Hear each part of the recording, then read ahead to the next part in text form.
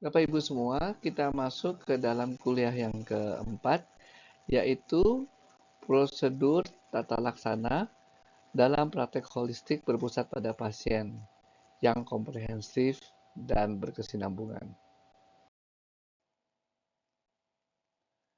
Sebelum masuk ke dalam prosedur tata laksana tersebut, saya ulangi lagi rumusan diagnosis holistik. Yang pertama adalah aspek personal, alasan seseorang datang bertemu kepada dokter, kemudian apa yang menjadi pengetahuan, ada yang menjadi kekhawatiran, harapan dari pasien. Yang aspek kedua merupakan masalah klinis yang ditemui, dan aspek ketiga adalah faktor-faktor risiko internal penyebab terjadinya masalah tersebut. Yang keempat adalah faktor risiko eksternal, dan yang kelima adalah fungsional dari orang tersebut.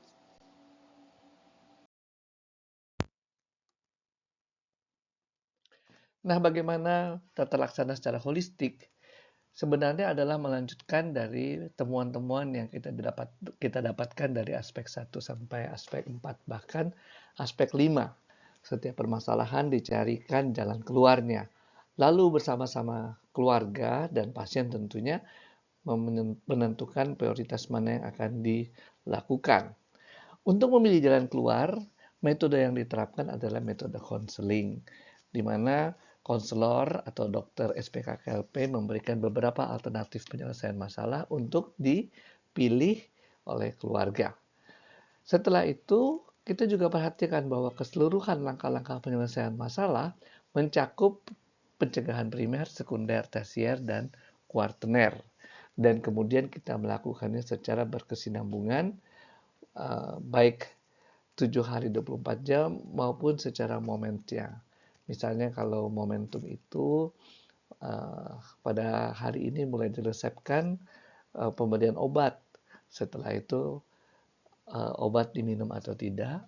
Kemudian ada efek samping, ada efek terapeutik yang dirasakan, atau mungkin ada masalah-masalah lain yang timbul.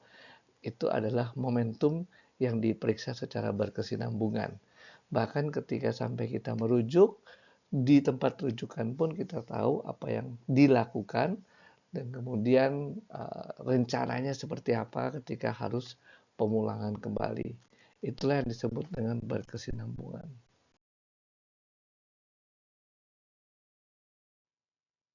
Tata laksana itu sendiri juga merupakan bagian dari suatu proses kolaboratif, di mana mungkin ada beberapa tata laksana yang kita delegasikan ke administrasi, misalnya menanyakan kondisi pasien, ya ketika mendaftar, ketika follow up. Kemudian ada yang ditata laksana oleh nurse, misalnya kalau kita membutuhkan asuhan keperawatan yang sesuai, misalnya perlu makan, bagaimana asuhan keperawatan untuk risiko obesitas misalnya ya. Lalu juga ada yang kita bagi delegasinya kepada dokter dan mungkin juga kepada apoteker, sehingga kemudian kita melihat berdasarkan tupoksi masing-masing atau kemampuan masing-masing, dan kemudian didelegasikan menjadi suatu tata laksana yang holistik, berkolaborasi, komprehensif, dan berkesinambungan. Jadi kalau Anda lihat di sini, seorang SPKKLP apakah sama dengan dokter praktik umum? Kalau Anda sebagai dokter praktik umum berpendapat bahwa saya juga seperti itu kok praktiknya, mungkin sekali Anda seharusnya sudah direkognisi sebagai SPKKLP. Karena kalau kita membagi waktu kita untuk pasien sekitar 10 menit sampai 12 menit dalam ruang konsultasi, rasanya hampir mustahil kita melakukan semua step ini. Dan semua step ini hanya bisa dilakukan mungkin 30 menit sampai 40-50 menit, bahkan kemudian kita bisa melihat ada urutan prioritas sehingga harus dibagi dalam beberapa sesi pertemuan.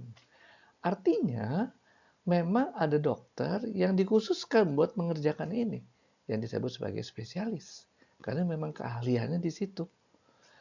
Bukan berarti dia tidak mampu melakukan hal-hal yang sebelumnya. Contoh misalnya, partus normal dan spesialis yang berkaitan dengan partus normal. Dia bisa nolong partus normal, tapi kan kita tidak akan menentukan pekerjaan dia dari partus normalnya. Lebih baik dia partus yang patologis, karena memang disitulah keahlian spesifiknya. Ketika dia menolong partus normal sekian menit, ketika melakukan patologi sekian menit misalnya. Berbeda dari jumlah waktu terapinya dan beda juga pembiayaannya. Kira-kira demikian gambarannya. Tentu saja artinya bahwa kita sebagai SPKKLP memang keahliannya di situ. Bagaimana kita membuat suatu tata laksana yang komprehensif, kita bagi secara profesional, berkolaborasi dengan teman-teman yang lainnya. Tujuannya apa? Tujuannya sekali lagi untuk meningkatkan kualitas hidup dari keluarga, dari pasien, sehingga mencapai tingkat kesehatan yang seoptimal mungkin.